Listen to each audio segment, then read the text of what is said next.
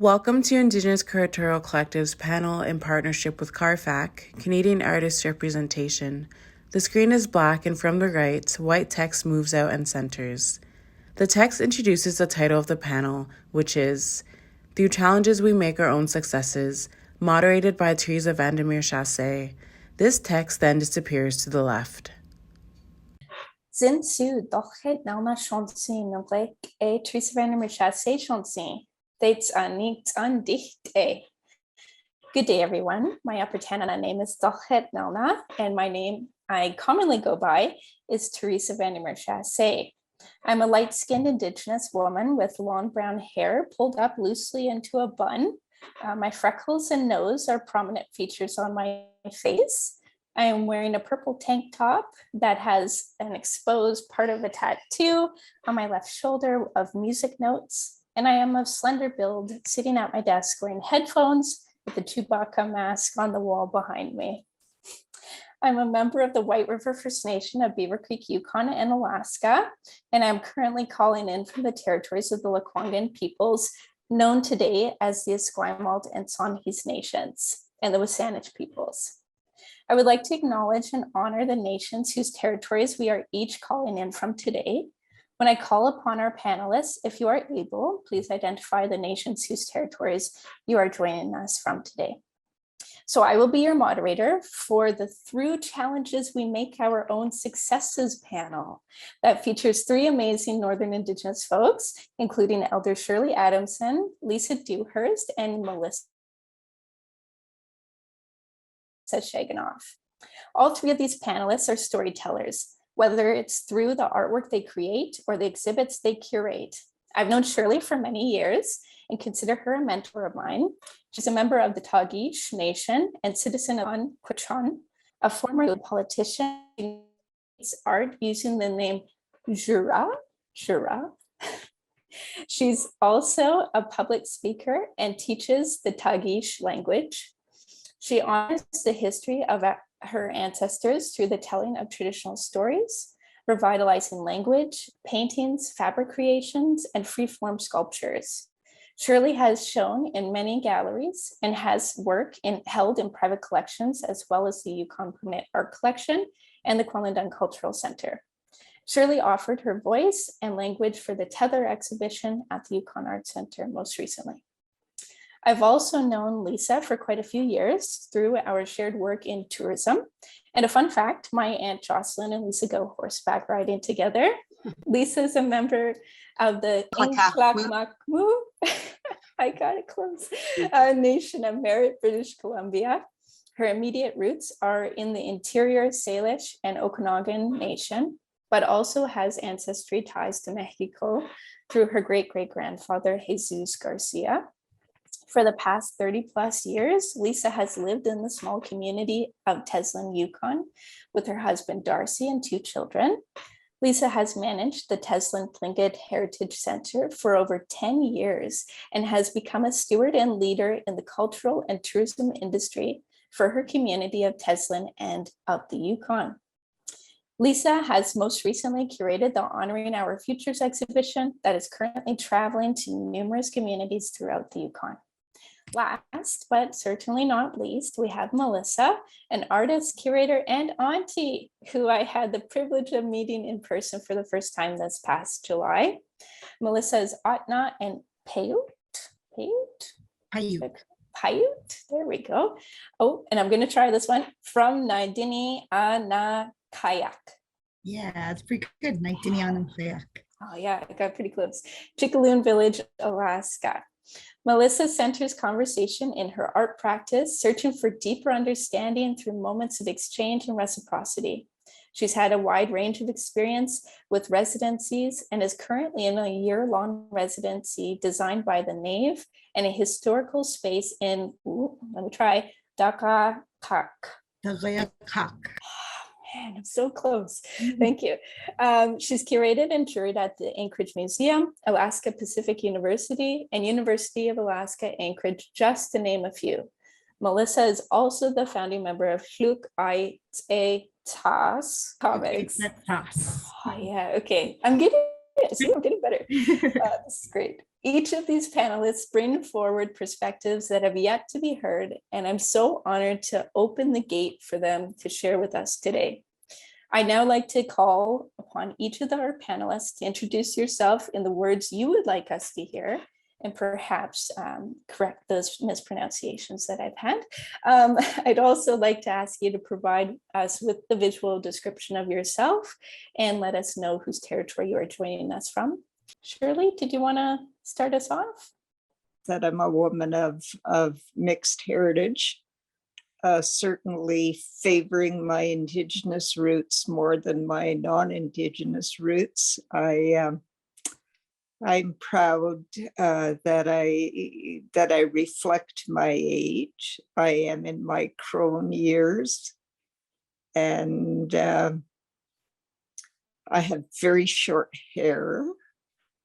And I'm sitting and speaking to you from my home, the kitchen of Snow Cottage. Seems to be my power base, and has been for a couple of years, and I'm getting quite comfortable with it. It's I call my little home Snow Cottage. It's where I make art. It's where I find comfort. It's where I connect with myself in a large part as well.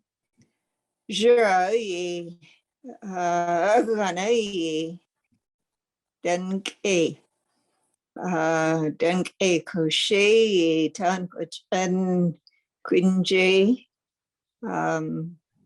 shan aguna jelly shan kore esua ki aguna ki. I am known as Jura. It's a name that I have inherited from an elder whom I had close connections to my family. And as is the way of our people, we honor that by inheriting those names. So I don't translate traditional names for that reason, is because it does not provide a lot of the backstory on why certain people carry certain names. I am a member of the Tonquichan, which is part of the Tagish Nation here in the Yukon Territory. I did advise, and I am here on my long ago grandmothers, the matriarchs of Tonquichan, on their land. And this land is under the auspices and the protections of the Wolf Clan. It's such an honor to listen to you introduce us the way that you did, Teresa, because I am so proud of all of us, even though it's challenging because we've been instructed and have hidden our languages for so long that it's not, it's a bit of a challenge for all of us to pronounce, but I'm glad that we try. I'm so pleased to be here with this very impressive panel. And I do want to say I have my water, which is here. And I want to, as part of my discussion, to honor those who protect the water and carry water for us. Water not only is life, it is a human right. Sinicho, thank you, Shirley. Lisa, did you want to introduce yourself? Yes, thank you. Ganesh Kiyase, you have to sock. My name is Lisa Dewhurst. I am a medium toned skinned Indigenous woman. I've got shoulder length brown hair, and I'm wearing light brown wire rimmed glasses and a white shirt. And I'm sitting in my home with a blurred background as well because of likely the untidiness that my husband may have left. And I'm joining you today from the traditional territory of the Tuzzin Tlingit Council. That's my husband's homelands. I'm originally from Merritt, British Columbia, and thank you for that introduction, Teresa. My First Nation there is called Inklakahmu, and I have been in Teslin now for just over 30 years, and been really graciously and generously brought into the community and adopted into the Coquitton clan, and who gifted me the beautiful name of Ki'ise, which does refer to the time just before the dawn breaks. So it's a name that I treasure and I honor, and just very, very pleased to be a part of this beautiful culture of my husband's people. So, you know, same as Shirley, I'm very honored to have been invited to share my perspectives and views on this panel. I'm really looking forward to the conversation. And yeah, I just want to say Gunash Chish, thank you very much. It's a great honor to be here and joining you all today. Great, Sinicho, Lisa, thank you. Melissa, would you like to share? Yes, Chinan. Willie Jan in Sarota, Melissa Shaginoff sa Setalan, Yudishios Koya Kara Etlan, na itini Ana Kayak Sinsiaden, artist, curator, Anti Golgashna, Chinan Kotan was at Nootlan. It's good to see all of you here today. My name is Melissa Shaginoff. I'm a light-skinned Indigenous and white woman with hip-length, dark brown hair, wearing a gray turtleneck sweater and a beaded flower medallion. And I am in my apartment in Dewhurst with a very messy kitchen in the background. I am a Caribou and Fish Eater clan from Naitiniana, or the Log Over the River, or Chickalon Village. And I'm really happy to be invited here today. I think something special about the way you started us off, Teresa, is you talked about how we're all related. You know, you talked about how we're all connected relationally. You know, and that's why I'm here today, is because I recently met you and talked with you about art and our similarities and our differences. And I think that that's important in the spirit of panels like these, right? So I feel very honored to be, you know, included from the Alaska side, you know, because I think that we share more similarities than differences or arbitrary, invisible borders imposed on us. So yeah, I appreciate being here. I am zooming in from the Dewhurst, from Anchorage, Alaska, and it is on the lands of the Dena'ina people, you know, Dena'ina Ethnena, my cousins and, you know, my family. Great, Sinicho, thank you, everyone.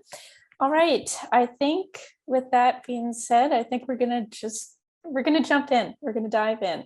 So like I said, I have some questions all prepped and ready, but we want this to be conversation based. We want it to flow where it will flow. I never really like kind of jumping in and cutting people off. So we're gonna let this happen naturally. But I will start off with the first question just to get us going into the swing of things. So my first question for all of you, and feel free to jump in, and if not, I will call upon you. The first question is, it is widely known that living and working in the North has its challenges. To be an Indigenous artist and curator in the North, you are faced with challenges around access to appropriate funding, inadequate shipping, lack of resources in remote communities especially, scarce infrastructure, and the list goes on. So how have you, or anyone that you've known, overcome these challenges, and what successes came from it? Does anyone want to start with something there? Any little glimmer of something? I can start. So yeah, just, I think back when I used to manage the Tlingit Heritage Center, and I often thought about exhibits, and it was while I was working there that I first thought of the Honoring Our Future exhibit. And you know, I at that time, and being in the role of managing the facility, there really was no other time to do anything grand such as an exhibit. The day-to-day activities of managing the center, just it took all of my time, that there was no room for, you know, for this creative outlet of creating an exhibit, and much less, not sure how even how I thought about it in the busyness of that environment. But, you know, it did come to me, and it was, you know, and I'm glad it was an idea that stayed with me throughout, and actually didn't happen until I had moved on from the center. So, so that was a challenge for me. You know, you know, I was working in, you know, the Heritage Center, working in culture and heritage, which is an industry that's near and dear to me. And, you know, but this, yeah, when you're in a role like that, where you're wearing many hats, it's that's a challenge. that was my challenge, and I couldn't overcome it until I actually left my position and was able to work on this exhibit outside of my role at the center. So that was one of my challenges I had, was yeah. Well, you know, the challenges are many. And really, you know, when I started to think about the question that you asked of us, Teresa, and by the way, it's Shirley that's speaking right now, I realized that they're all equal. They all carry an equal weight, from not having the experience that we need to do what we're doing, because we were never encouraged and we were never supported in these pursuits here in the North. Oftentimes mentors were from either government agencies who didn't understand our culture, our history, our languages, or from mentors from the Indigenous community, but from a different part of Canada, or maybe even a different country, who too didn't really understand the nuances of our history and our languages and what we were trying to capture with our art.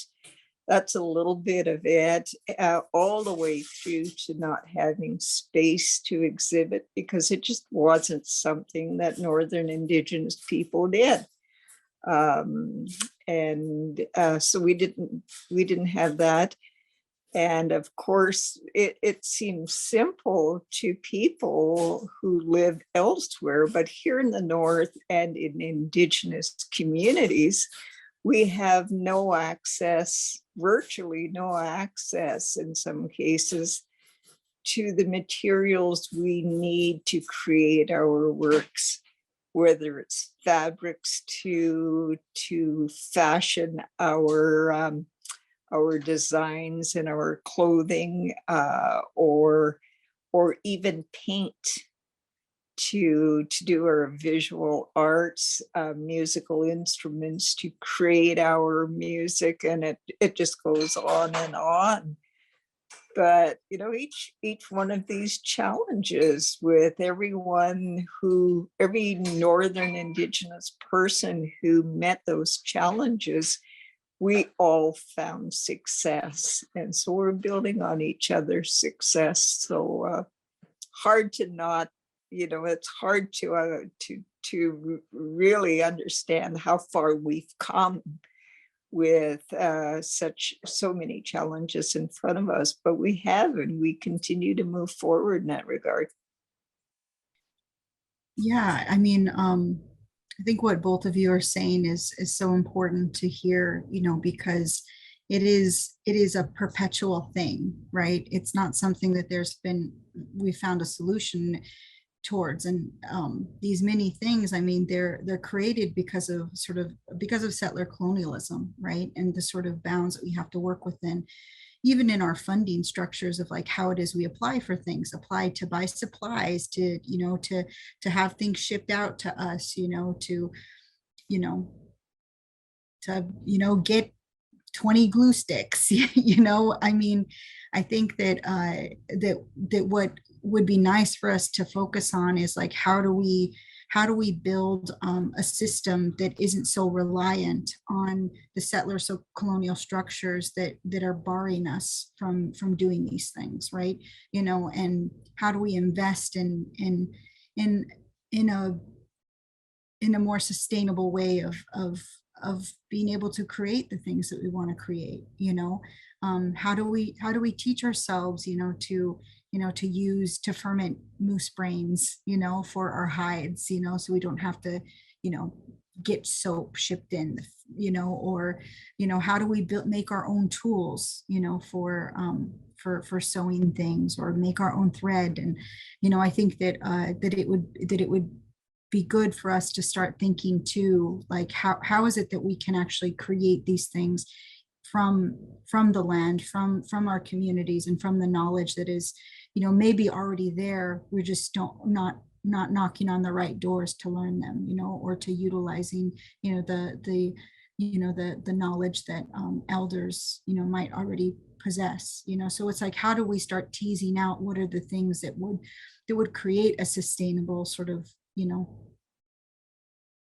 project and way of life to create from.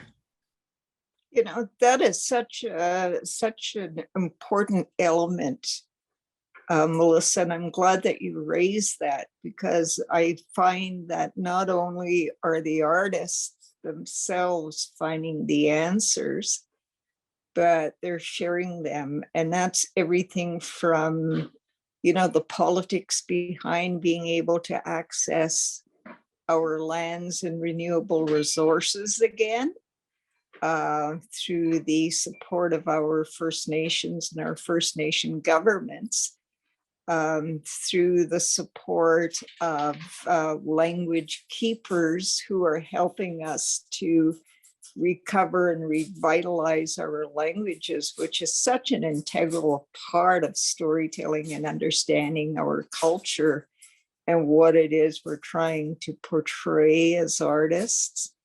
And the support that we get from the audience, and our most appreciative audience, are really our own people who are so thrilled and have voiced that for the first time in a very long time, and for many of them for the first time ever, are they seeing themselves being reflected in what artists are offering, whether it's in dance or in paintings or the creation of songs, all of that, you know, our clothing, the designs that are incorporating cultural elements with contemporary elements.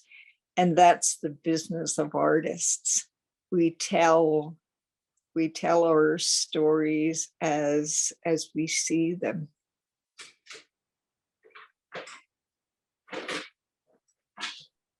And Lisa, you had, you know, I mean, one of the things that I really appreciated about the work that you've been doing recently is to take some of the designs, the clothing, and curating that and turning it into a traveling art show that is appreciated in the smaller communities that generally don't have that opportunity. Yes, Cheese, thank you. It was very much a highlight, I think, of my career, and time so well spent putting that exhibit together. Cheese for that.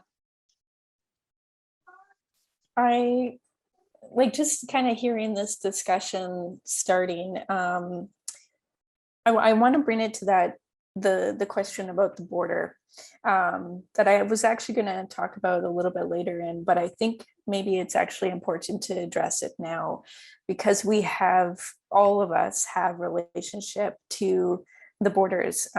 Lisa, I didn't know actually about your relationship to Mexico, which I thought was really interesting. Shirley, Melissa, myself, and I'm sure Lisa as well, like the connection between Yukon and Alaska, and how there's that very artificial border. And for myself as a Beaver Creek, like somebody from Beaver Creek, I can drive and see the border. It's a long cut of trees, and it's just the bizarrest thing to see. I want to pose that to you. How does that artificial border that separates Yukon from Alaska specifically, but please also think of it beyond that, how does that impact your work, your experiences, and your connections with other Indigenous artists and curators? And how can we, as a community, expand beyond that border and reconnect? Because I think some of the things we were talking about of kind of the shared knowledge, it transcends that border. And I'm wondering what your thoughts are around that, and whether or not the border does actually prevent us in doing that transmission.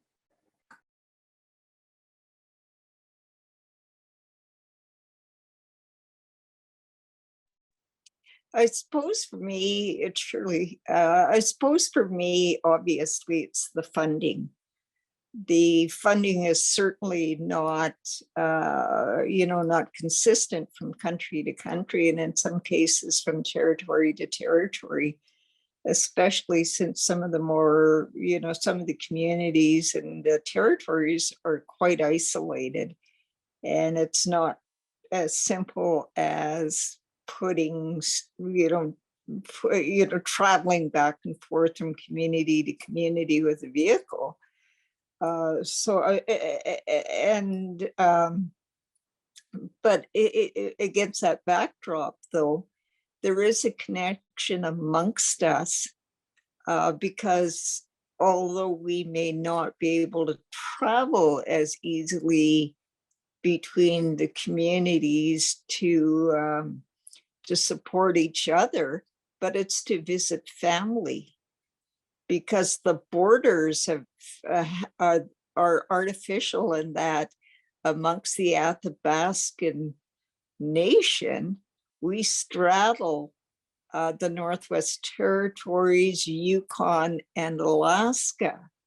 And it's the same with, with the Gwich'in community, who politically are taking steps to encourage that. We certainly, through the Athabascan community as well, know of our connections from Alaska all the way down into southern, the southern states down into Central America, where our traditional stories really are very similar. Our creation stories, our language groups, especially with the Athabascan family, language family, and that's my background, so I'm so familiar with that. But when we begin to capture what we capture, which is really the story of who we are, why we are, and what we are, we draw on that knowledge. And that's what we all share together, I think. Yeah, I mean, I think, Shirley, that you're touching upon the relatedness of us, and I think that that's kind of, maybe what the borders were meant to do, is to sort of separate us from our power. And our power is that we know each other, that we spend the time to visit and to understand, what people are working on and what they're doing, so you can build coalition and cooperation amongst nations and amongst, clans and different tribes. And I mean, even as in preparation, right, I think we talked about this last time we met, where, I hear, how you all are catching up, and how you are, talking about people, 2 towns away from each other, and how you still know, who they are, right? And that's the way Alaska is too. I like to say it's a big, small place, because I probably know most of the Indigenous people here, and know them, by association through other people, but no families, no names, no different clans. And I think that that's like a powerful thing. And honestly, what makes us very valuable assets to museums, to institutions, to art galleries, is because of our connectedness, and our knowledge of each other, right? And I think that the border has created this invisible line that has broken off some of that visiting, some of that time of knowing each other. Not always. People are still try to maintain their family, connections and stuff, but it becomes like this border in our mind that somehow we're different, and those sort of planted seeds of colonialism, I think, can grow, and they can really take over how we even think about ourselves, and so that's why I think that that trying to find ways, even if they're small ways, to break down, borders, maybe it's the next call for art that you do, that you include Alaska in them, from Canada, or from Alaska include Canada, include First Nations, include Inuit.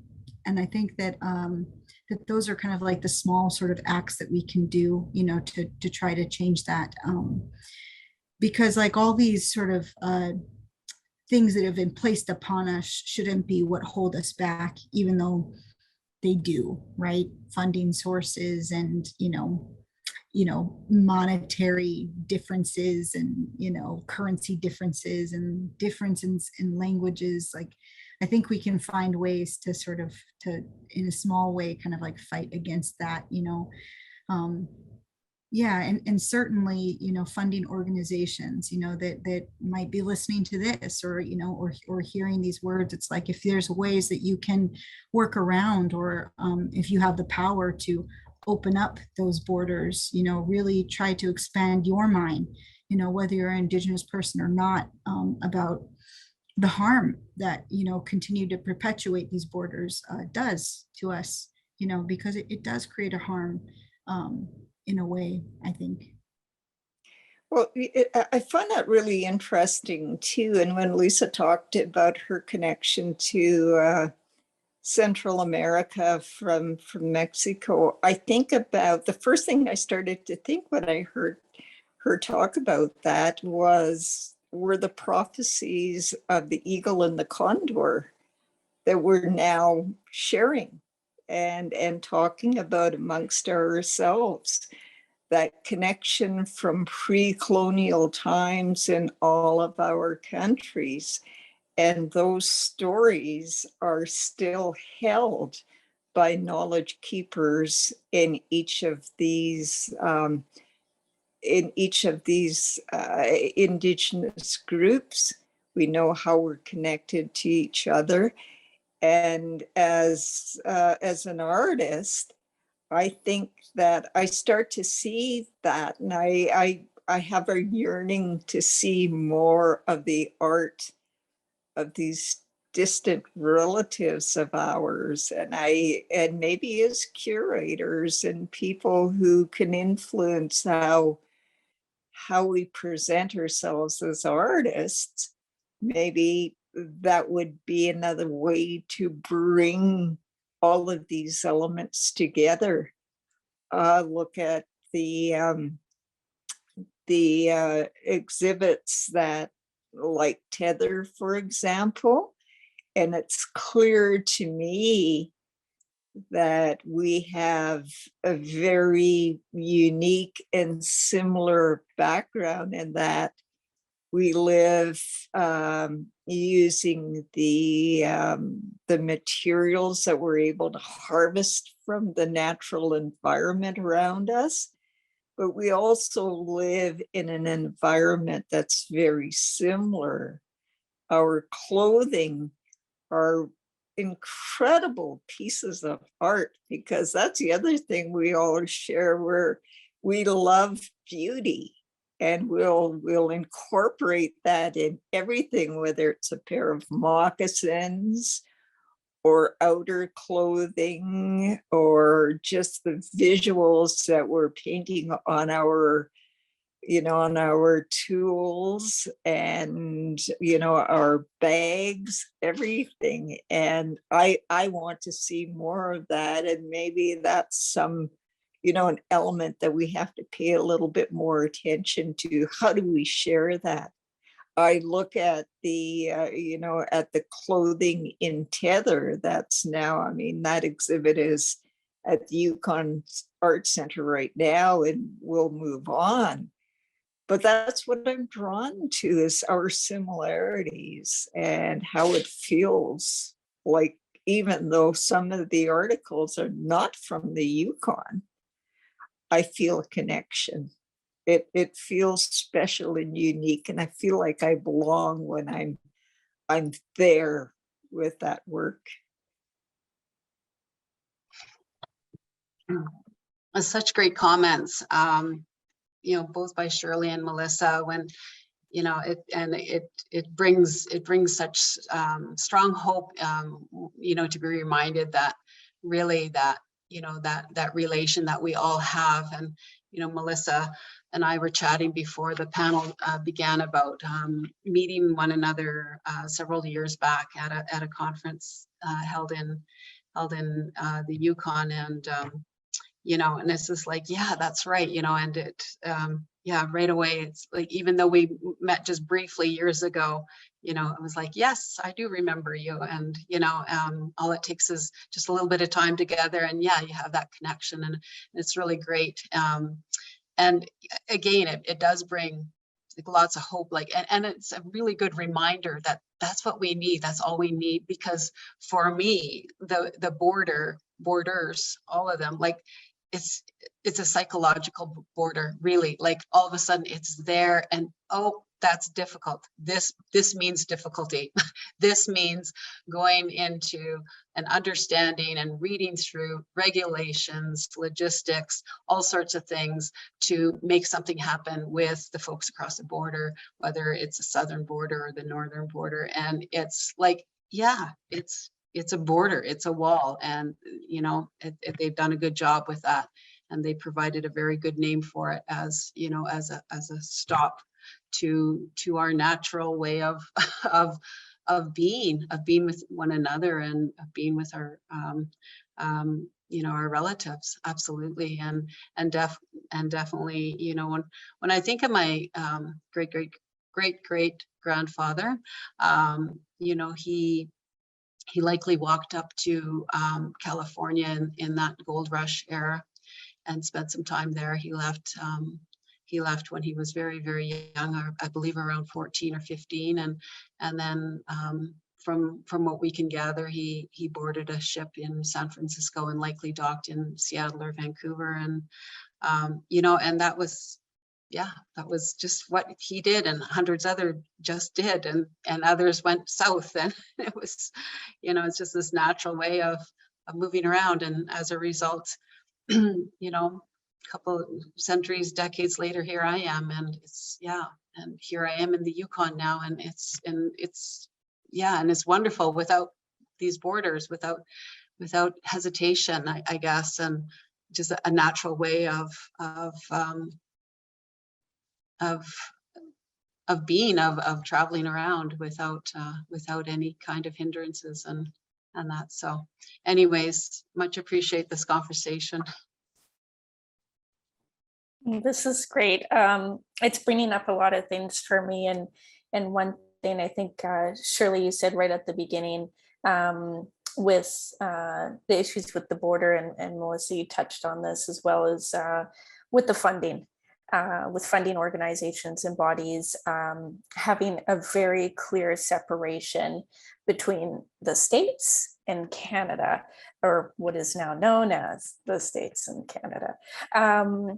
there's something strange because, like Lisa, you were saying, we had a natural transmission of knowledge, of travel. This is part of us, and for a lot of the time we continue to do so. Maybe not during pandemic times, but it's pretty common that like my grandma would go over to Alaska every other week.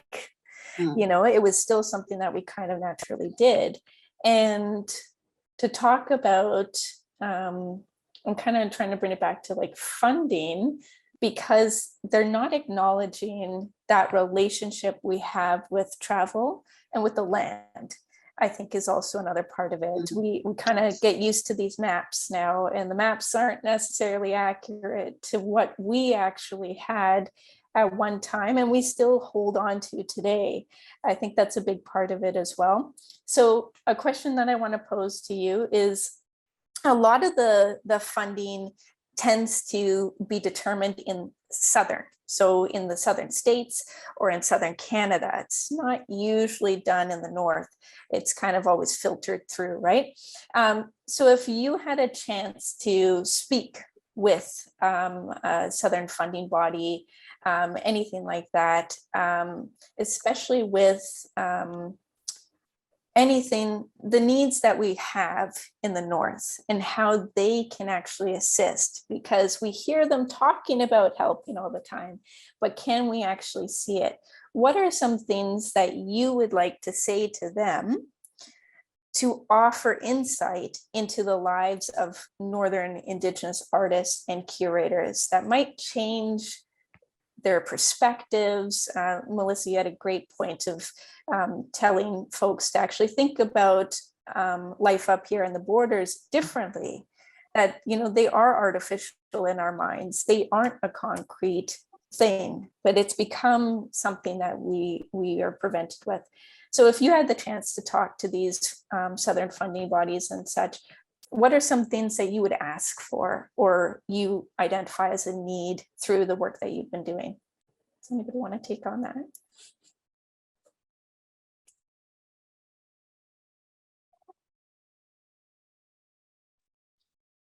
I could start, or Shirley, did you want to start? I just saw you on mute. I was thinking about that as well when you raised that, Melissa, and sometimes it seems a little overwhelming. I want to say that right up front, because we live in a place in Canada, northern Canada, where people just can't comprehend what it costs to buy food and to apply that to bringing in materials or bringing in support for artists, I think is something that would be further for them to have to reach to understand. But against that backdrop too, though, it's not impossible, because so many of much of industry in the north is government. Federal government is big industry in the north. Territorial government and the Yukon First Nation governments are major industries in the north. And they understand during the establishment of a workforce to populate those industries, they negotiate northern living allowances. They negotiate a lot of these elements into their collective agreements and to their conditions of employment. We have to turn our minds into now, how do we take that argument that's fully understandable to make it acceptable that Indigenous people and Northern people who are not brought in as part of these industries, are deserving of that same kind of funding and those same kinds of initiatives and understanding. How do we do that? And, and I think we can do that. And I think we're closer than we realize. I mean, certainly in our history as Indigenous Northern people, we were reliant on storytelling for the transmission of knowledge, because many of our languages, almost all of our languages, were not written until only maybe 40, 50 years ago. But now we have other information that connects us. We're using a medium right now that's connecting us from different communities on, on a medium, on a platform that didn't exist 20 years ago to everyday people. So we have to, we have to not forget that we have those tools at our disposal and try to figure out how to use them to support what we need to do as artists, as curators, as, supporters of art.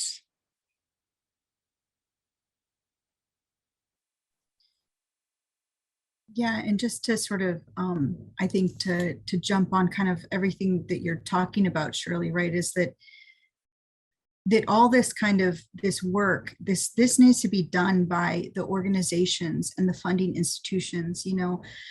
Native people are constantly asked like how to make it work, and to fit within these boxes.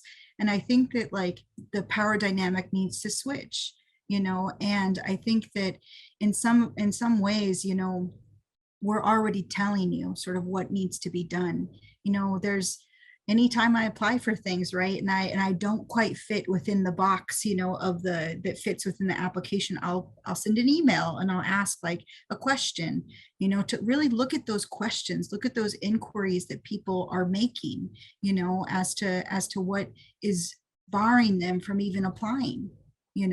What is holding people back from going through that application process, because oftentimes those application processes are very arduous and kind of cater to maybe someone who lives in a city or has like a great internet connection and access to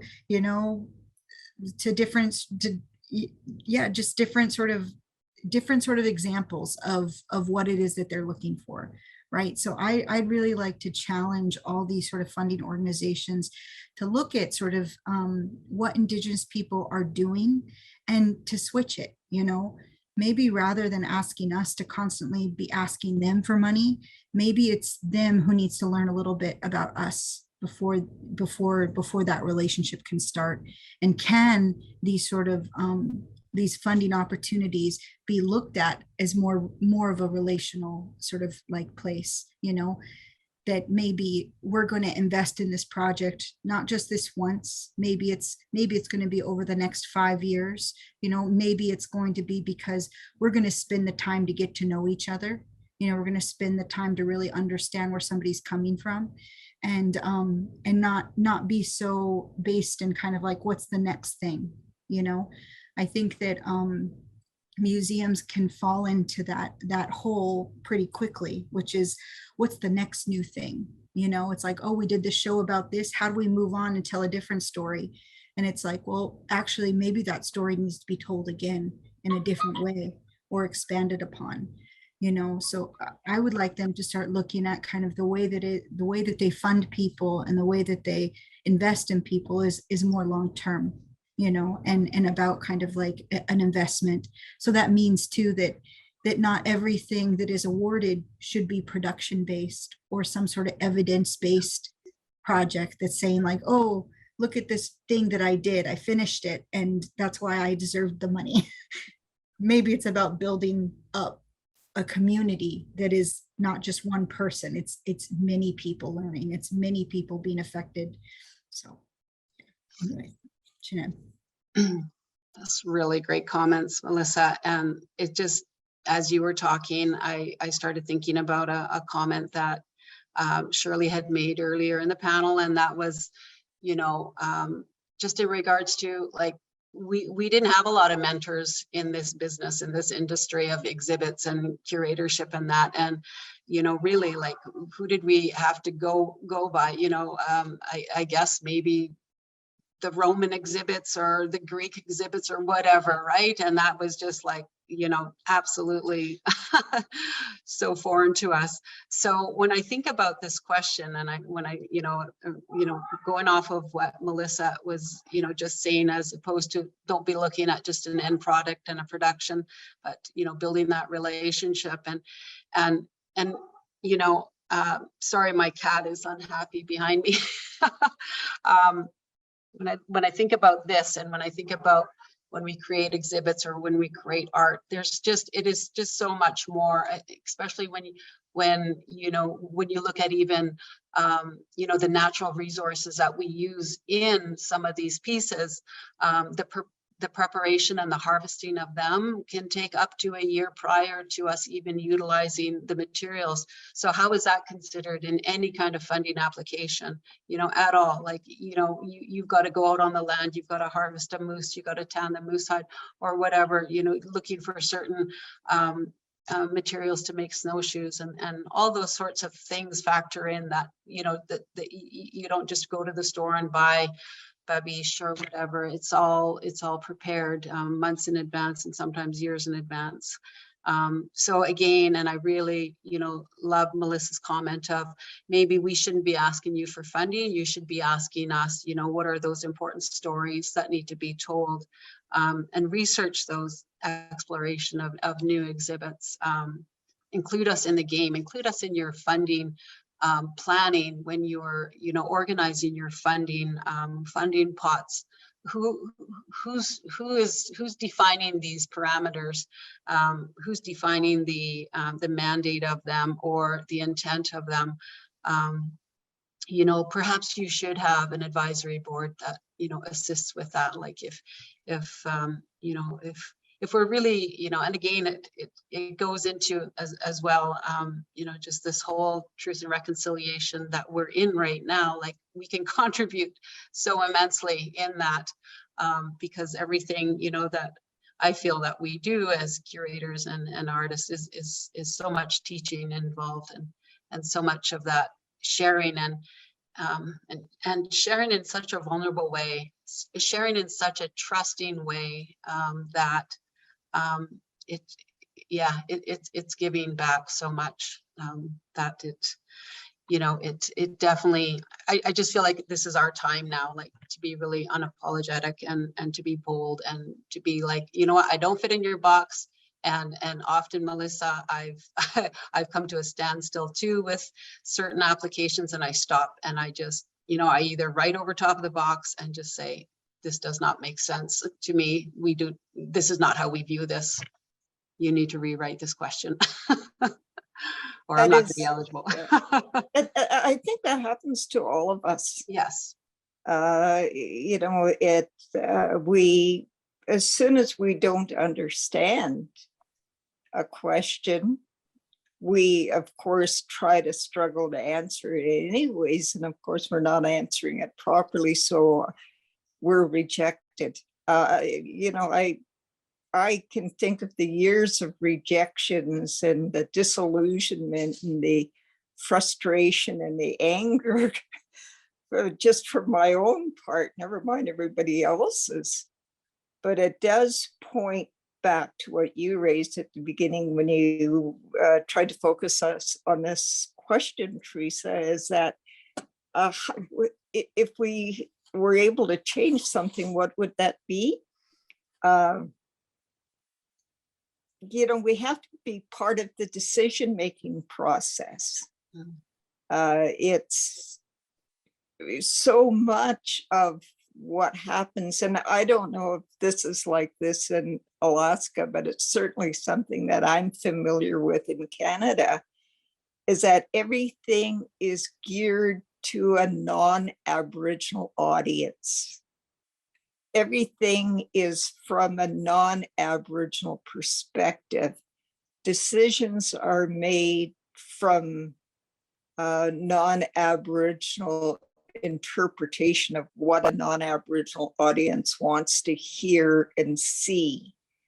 And there are a lot of preconceived notions that are racist in nature, that have no basis for reality to an Aboriginal audience.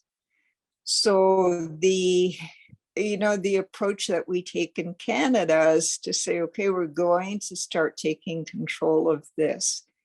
So what we found almost immediately, and again, I don't know how it works in the United States, Melissa, and maybe you want to speak a little bit about it, is that when we began to focus the funding elements, we found a lot of people that were what we're calling pretendians, or what we're hearing called pretendians. I mean, that's a phrase that's been coined where, oh yeah, I am Indigenous, without any validation from the Indigenous community. It's created a lot of problems for artists across the platforms, recently Indigenous artists. And so that's another element now that we have to work towards. And of course, it's a very delicate path that we have to tread, to say, you have to prove to us beyond just self-identification that you're an Indigenous Northerner, but more importantly, that you're Indigenous. Because there are a lot of Northern artists that are quite successful, but they're not Indigenous. We haven't broken our way through that quite just yet. Shirley, that does come up in Alaska, and there's even kind of some famous cases too where people have forged documents, and which is like a crime, but they sort of get away with it because who would it be hurting? Just Native people.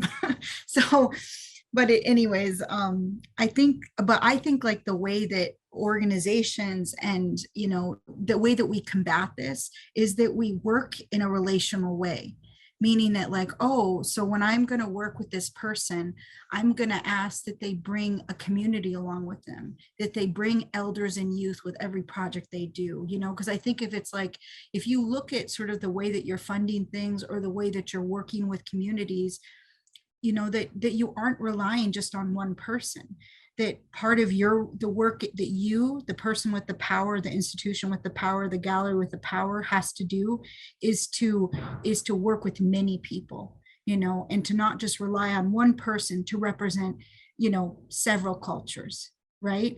And it's like, I like to throw it back to them that it's, that's your work to do, because I think that, you find too that people who are really have strong ties to community, when they have the opportunity to bring a lot of people with them, I think that that's a really great working relationship, and, stop putting us in that position where we live in that scarcity. It's like, I think scarcity mindset and the belief that we have to kind of fight over opportunities, it comes from, I believe it comes from sort of Western institutions pitting us against each other. Western institutions creating only one opportunity for a Native person to be, a curator at their museum, one Native person to be given a grant, So how do you change that? At least in the States, that is a big problem, right? There's a lot of sort of one-off and temporary small contracts at a museum. There isn't this investment in entire communities and many people. And I think that's what creates, issues, of people sort of fighting each other and misrepresenting themselves, I like you using that phrase, investment. We have to figure out how to convince the collective they that we are a good investment. And that's just something we have to do, I think, as leaders in this movement. I think a lot about,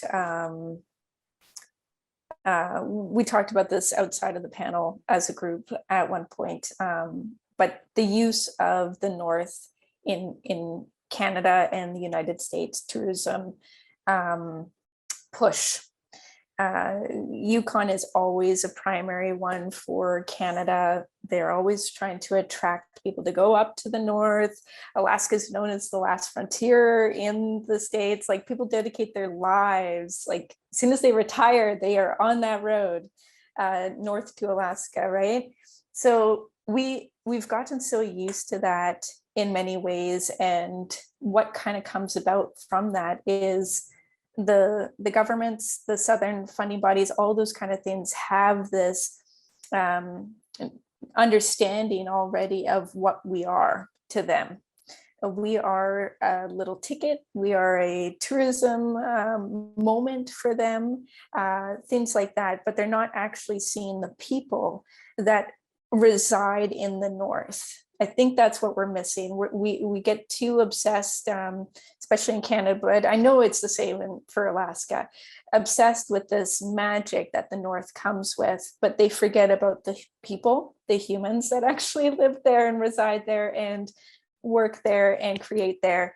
And that's something that I wanted to think about in the next couple questions, because we are at an hour. I wanted to see what your thoughts are around, like, we have this kind of conversation between the South and the North and all of the things that are happening there. And it's been very clear of what we need in the North.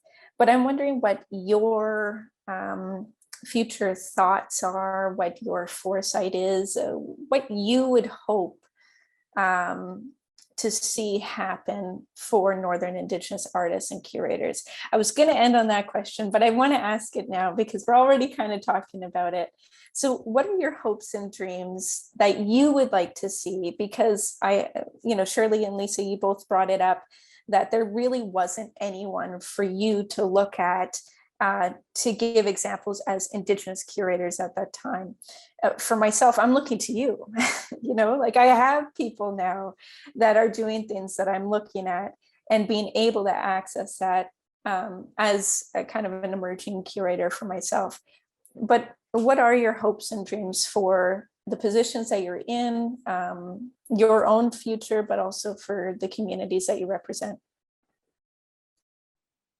Well, for me, it's, to be a legitimate mentor to help our artists and our people to believe in all that they are and all that they can be, and to proceed knowing that no fight is too small.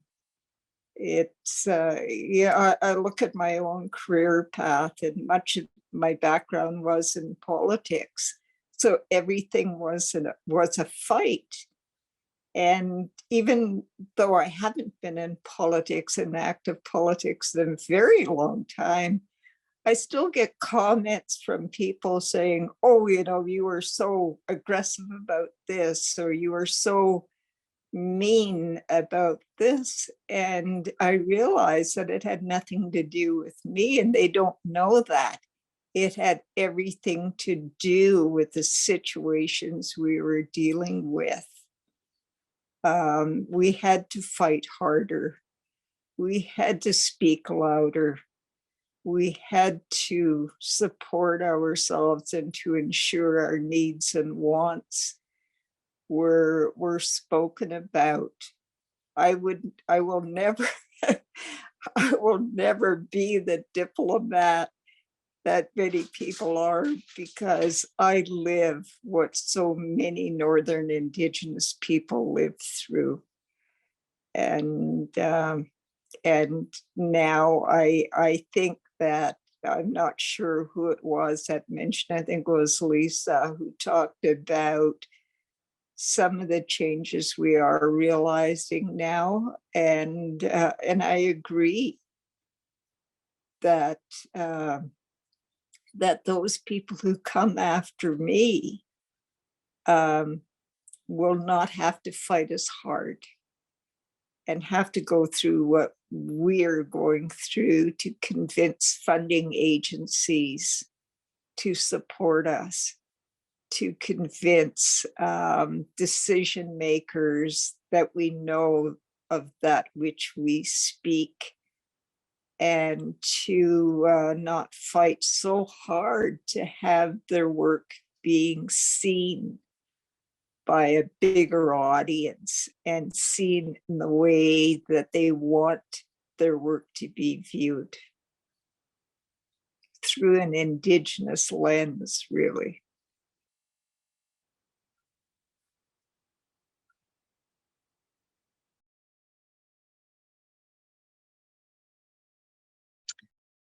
I definitely agree with Shirley, with just having that a little bit of a smoother path for sure set out, because again, breaking into the curatorship of anything was like just a dark path. I had no idea which way was up or down. I just like, okay, this is an idea. Where do I start? Where do I go? And thankfully, I had some really great partners that stepped in really quickly to support my idea. And so yeah, again, what do I wish for? And you know, for the future, you know, definitely that we have stories to tell, and they're so worthy of being told. And you know, and again, bringing that whole community and going forward as, you know, as a collective, and sharing those stories and exhibiting them if we so choose to. But again, you know, by us, everything through us, and for us, you know, the Honor in Our Future exhibit has toured now through all of the cultural centers throughout the territory, and everywhere, every community I've gone to set it up, there's lots of excitement, and it looks so different in each space, and the communities bring in extra pieces from their own community to add, and it's just so it's just so lovely. It's just so, it is so community is really what it is. And it brings everybody together, and it's for them. And they know this maker of this dress from Old Crow or the Casca country or Champagne. And it's great. And it's just, yeah, and it starts conversations, and it builds excitement, and it continues to build the pride and love and support that, you know, which is really the basis of what this exhibit was about, was, you know, that pride, love, and support that that mums and aunties and grannies and clan members have for their graduate that's graduating. And anyways, it's, you know, so more stories like that, more of that, you know, because that's just so powerful to me. And you know, and it's not out there, it's not exhibited, it's not, you know, and it's such a beautiful part of our culture. Just one aspect of it, there's many. So definitely, like I said, it's our time to, you know, to be in this game. It's, you know, cultural centers are being built across the country, you know, for this, to share and to educate, and also for, you know, their own citizens to embrace it. So yeah, thank you. Lisa, you're gonna make me cry. Just like kind of sharing the deep effect that exhibits can have for people, to see themselves represented, and to be able to have the opportunity to talk to their grandmas or their aunties, you know, about these things when they might have not had an opportunity before. You know, it reminds me of that quote by Joe Harjo, right?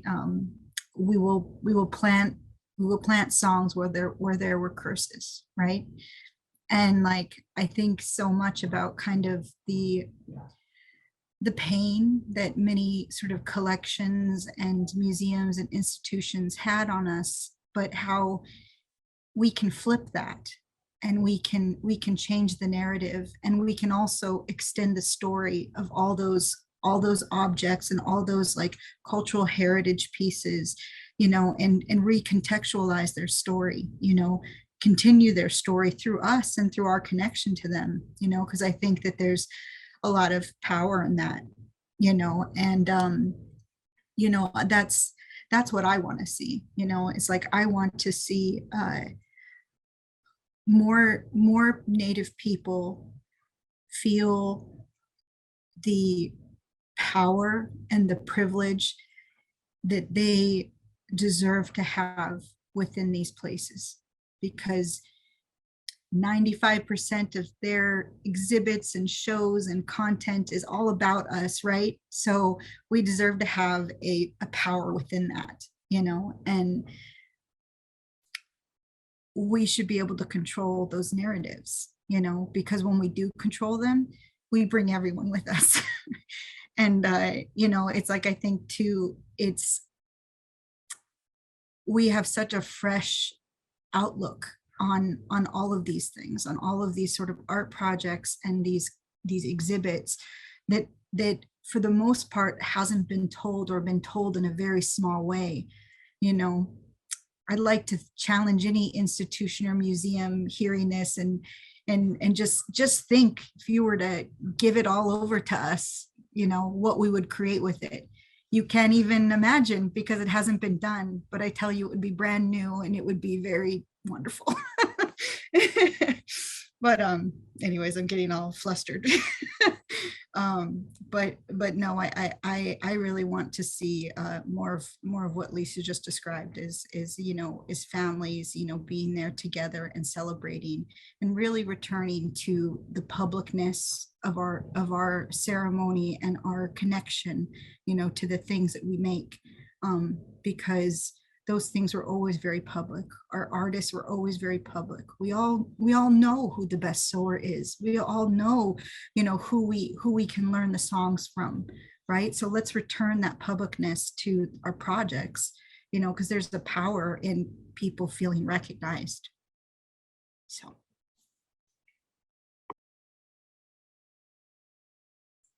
Tanicho, that was great. I'm so happy. Yes, I would love to see non-Indigenous institutions being led by us. Like, we just take them over. I love that idea.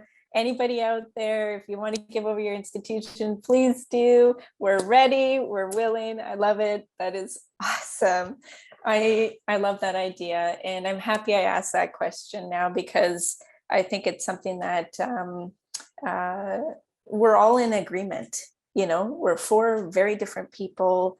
We have different experiences throughout life, but I feel like the passion is there. It's very similar. It's rooted in story. It's rooted in relation, like our relationality.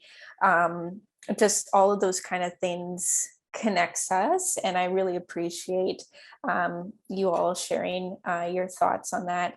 I just wanted to run through a little bit of some notes that I've been taking, a little bit of a summary, and I wanted to offer you one last chance to share some thoughts on those before we wrap up.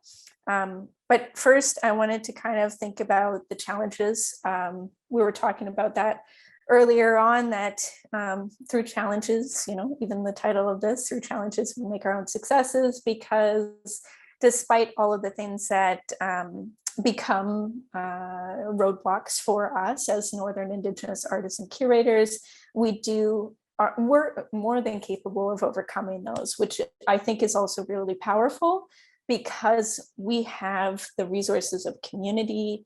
I mean, I'm just thinking of like, yeah, just even being in Beaver Creek, you know, like you forget something at the grocery store, you're gonna have to text your cousin to bring it up the next day, you know, like those kind of things. Like, we're not without resources, and it's more of people resources and our relations. I think that is what sets the North apart from the rest of the United States and Canada. I think we rely a lot on our relationality in that way.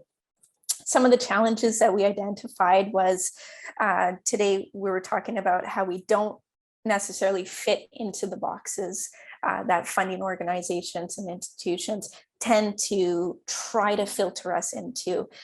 We do not fit that box. So how can that box be changed? Well, we kind of offered some thoughts in regards to having us sit actually on the jury tables of those applications to actually be a part of developing funding opportunities for Northern Indigenous artists. Right there, you already solved those issues. We also talked about how we actually have to end up competing against one another for very few positions, like Melissa identified.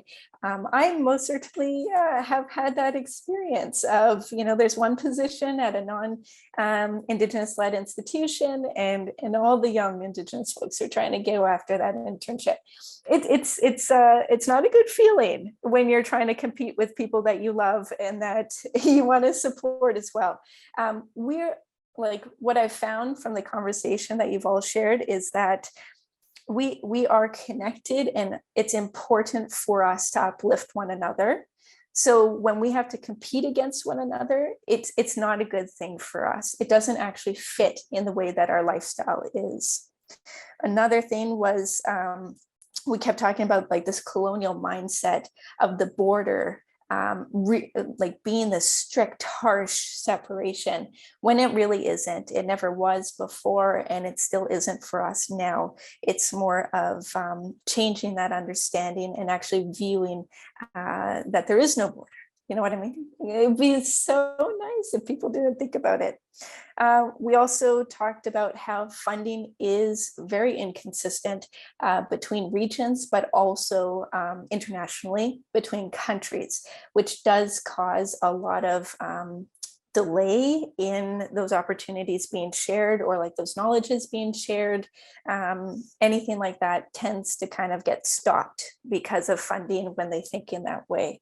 I wanted to offer it up to you guys if there's anything else that you wanted to share in that moment, if there's any more thoughts in the challenges section, little summary that I've just done.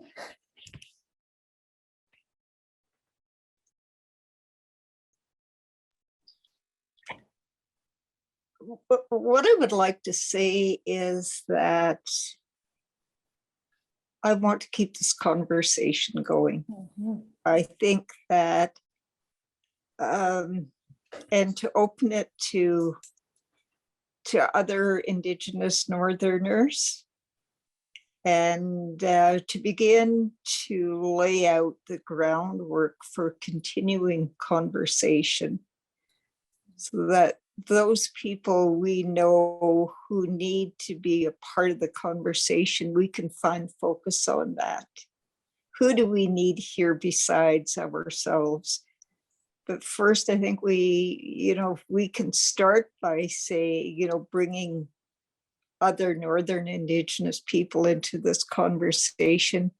We can begin to identify what we see the issues are that we need to approach first, so that we can look at who else we need to be a part of that conversation. Because we hear people who want to help, but if we don't know how to tell them how they can help, having them there is great, but we're not going to make any progress as quickly as I think we could. I mean, I was so thrilled, and I feel privileged to be part of this conversation with you three women, and I just the opportunity is something that I'm very grateful for, and I think should be shared with other Northern Indigenous people. I'd also say too that it's that we do have to come up with like a way to direct people on how to work with us, right? So institutions and museums and galleries and funding organizations, they need to create those positions, or those contracts in which we can do that. It's like, how do they start by first looking at themselves, and find out what opportunities can they create for us in order to change their structures, right? And like I feel like I do a lot of work in this kind of teaching space, and for me, it feels like I'm just trying to teach empathy and perspective taking. But I think too that that it is like heavy on one person's shoulders and can be fairly exhausting, And so it's like, how do you view, making these large changes, these even these like changes within paradigms, how do you make that part of your job as well? Even as a non-native person, how do you do that? How do you change the North to Alaska trope, right? How do you counter the idea of Alaska being the last frontier, right? How are you helping me do that? So it's not just on me to do it. So it's not just on Lisa to do it. So it's not just on Shirley to do it, or Teresa, right? How do you be good relations to us? Maybe that's a little abstract, but that's how I feel about it. And I just thinking about the challenges again, just the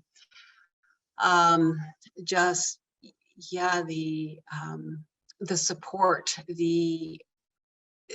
like when I reflect back again about, wanting to do an exhibit, but being so busy in my position, within a cultural center, which, really it would have been an ideal place just to have this all unfold in front of me, but you can't when you're, running and, like I said, wearing many hats.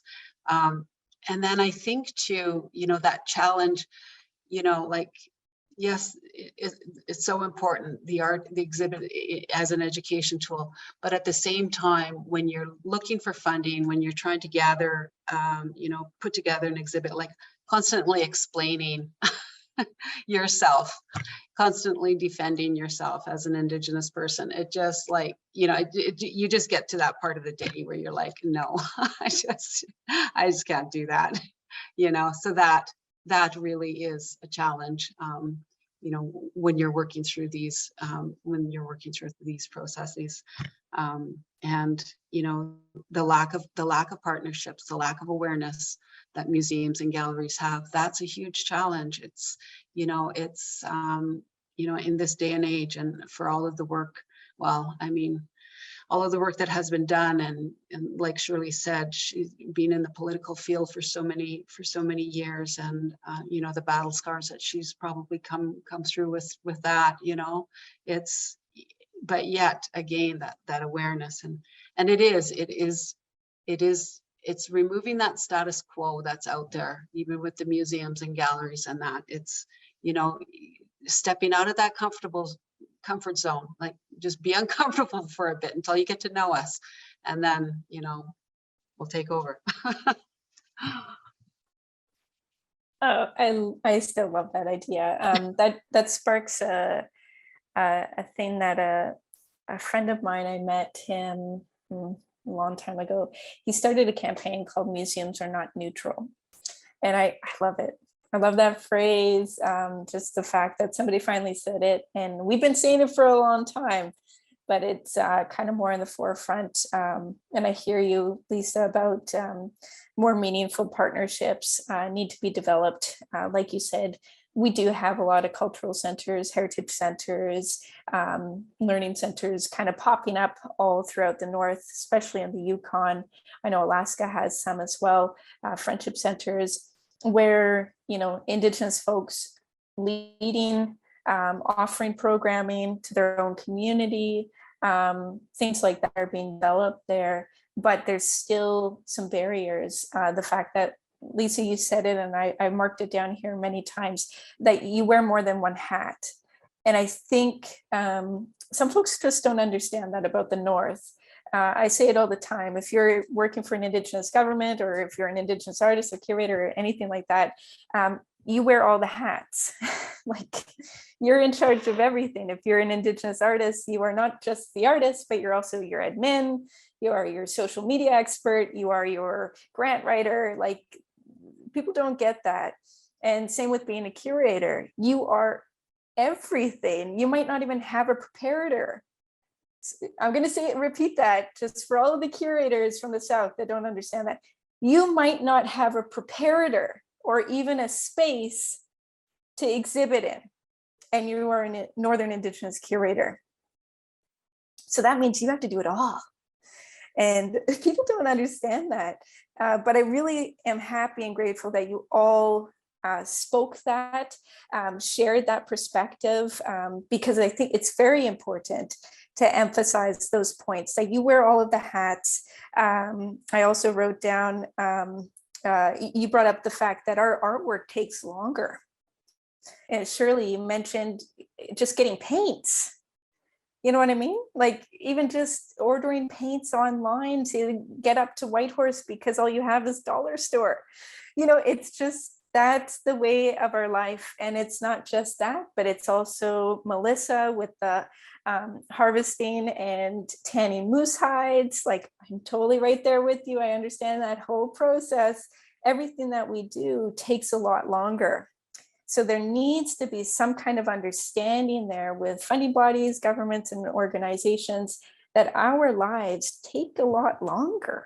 Just everything does. Our artwork, our curating, any other position, those kind of things are put into it. And honestly, I think it comes out to become more meaningful work as well, though, because you dedicate so much time to it.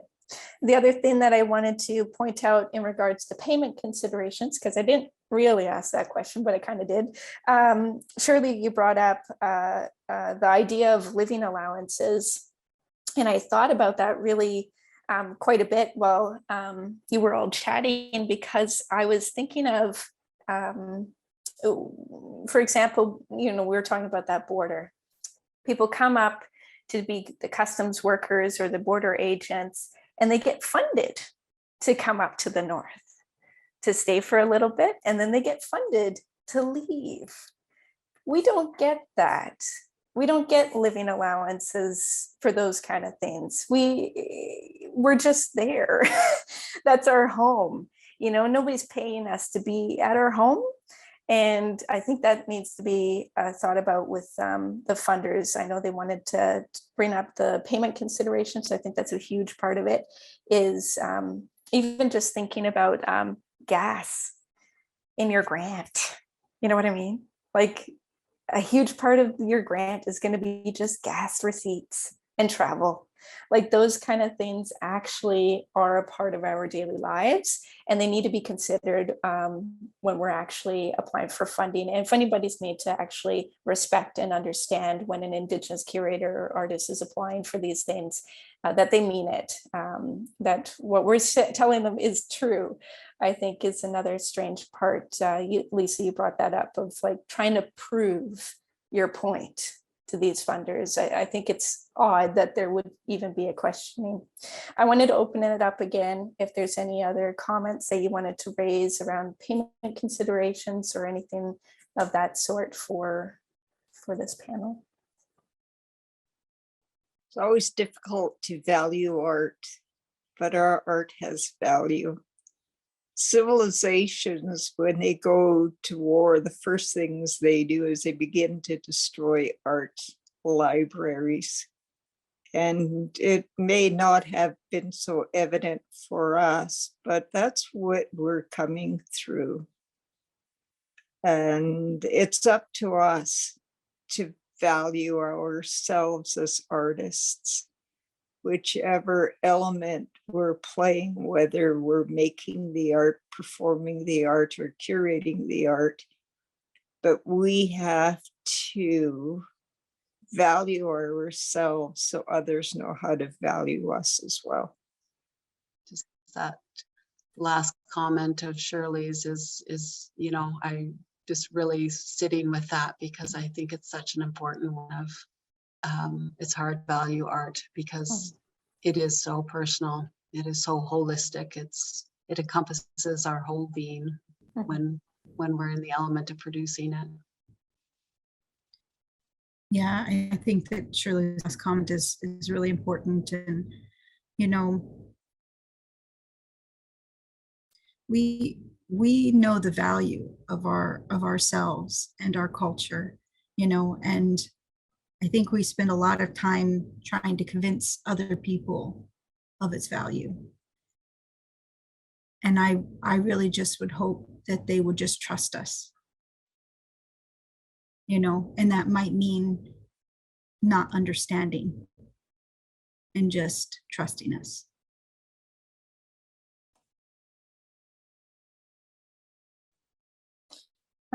Tinicho, that was great. Thank you so much. I wanted to end it. We're right on time, actually. We're doing pretty good.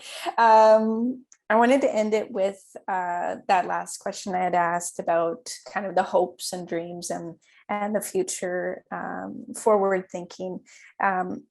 Everything you mentioned was the relational, the want to experience true mentorship, to be a mentor, seeing the pride of a community when your exhibition is there, or for them to see their own work within the exhibition.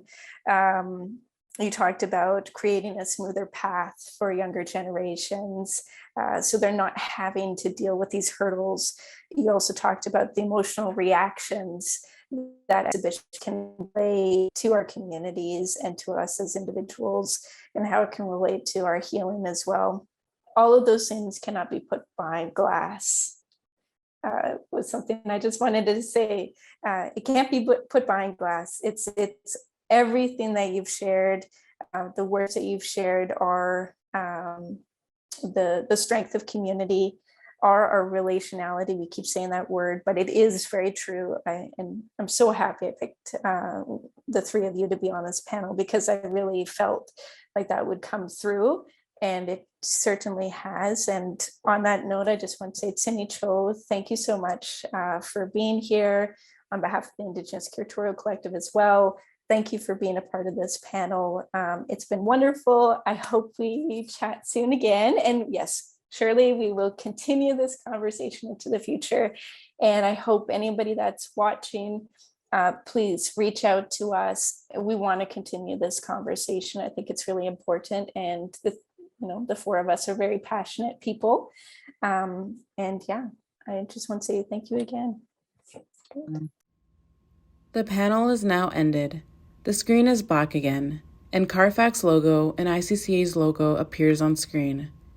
CARFAC's logo is many small circles that form a C shape on top, and beneath it has text that reads, CARFAC National in whites. The ICCA's logo is on the right. The logo is the letters I, C, C, A, written in white text vertically. Both logos then disappear.